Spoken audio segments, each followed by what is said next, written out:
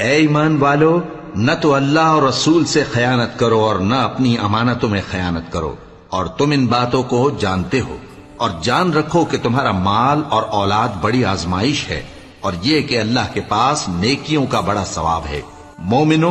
اگر تم اللہ سے ڈرو گے تو وہ تمہارے لیے حق و باطل کا فرق ظاہر کر دے گا اور تمہارے گناہ مٹا دے گا اور تمہیں بخش دے گا، اور اللہ بڑے فضل والا ہے۔ اور اس وقت کو یاد کرو جب کافر لوگ تمہارے بارے میں چال چل رہے تھے کہ تم کو قید کر دیں یا جان سے مار دیں یا وطن سے نکال دیں، تو ادھر تو وہ چال چل رہے تھے اور ادھر اللہ تدبیر کر رہا تھا، اور اللہ بہترین تدبیر کرنے والا ہے۔